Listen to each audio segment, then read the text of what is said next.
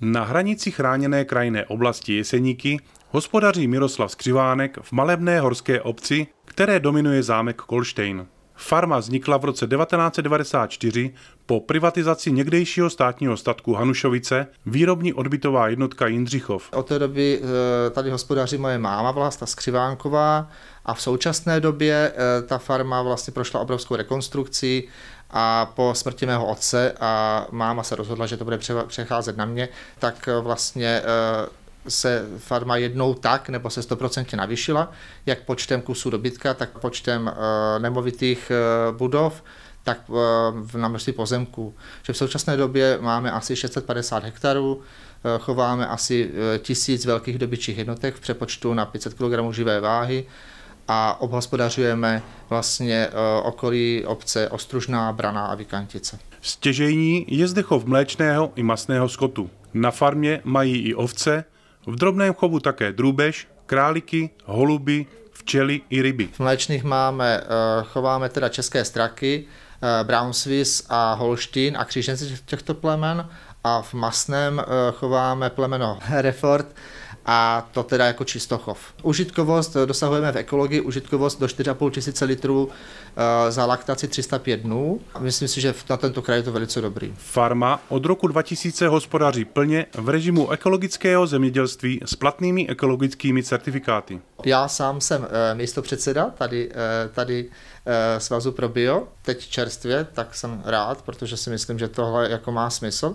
Tak si myslím, že právě tady ty svazy mají ty lidi sdružovat. Mi připadá, že ti zemědělci, a vlastně to je takový velký problém českého zemědělství, že si každý hrabe na tom svém písečku, nikdo prostě nepustí toho druhého za ty své vrata. A i ty zákazníky, naše potenciální, který máme, tak nepustíme za ty své vrata, držíme si to naše know-how prostě pod pokličkou a pak si hrozně divíme, že ty naše výrobky nechce nikdo kupovat, že si radši hrábnou pro jogurt z Německa, než aby si vzali ten náš. Ale vidím problém v tom, že prostě my nejsme schopni ty farmy otevřít, nejsme schopni se nějakým způsobem sdružit a postavit se proti těm dovozcům. Tohle je primárně, co tím českým zemědělstvím má zahýbat.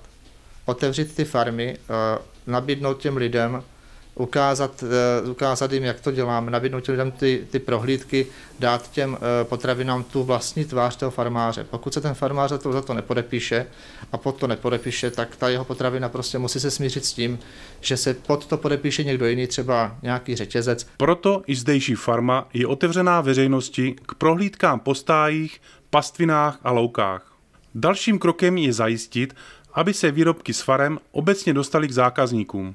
K usnadnění této cesty by právě měly sloužit zájmové organizace nebo například odbytová družstva. Od toho jsou právě tady tyhle organizace neziskové, které by ty lidi měli dát dohromady, nějakým způsobem je spojit, nevím, 2-3 zemědělci, ať si udělají svoje jatka, ať si udělají svoji malomlikárnu, v takovýchto krajích, kdy je opravdu velký problém s odbytem, tak na tomhle by měli postavit svůj život, protože to, co se tady vyrobí, by se tady mělo i sníst. Já to vidím sám u nás na farmě, že pokud my máme nějaký malý prodej, tak prodáme úplně všechno a prostě nemáme opravdu žádný problém s nějakým odbytem. Stejně jako mnoho jiných zemědělských podniků, i ten zdejší využívá dotací a příspěvků na chod farmy.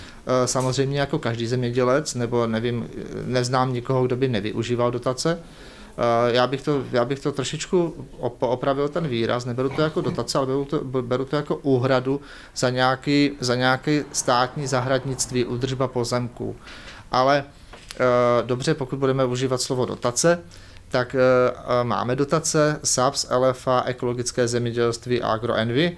Program rozvoje venkova využívali jsme před 5 lety, jsme využili tady to PRVčko, opravovali jsme do Jirnu, tak na to jsme využili dotaci PRV. V současné době, a je pochopitelné, a všichni bychom za to mohli dát ruku do ohně, že bychom bez těch dotací nepřežili. Zároveň si všichni přejeme, aby to dotace být nemuseli.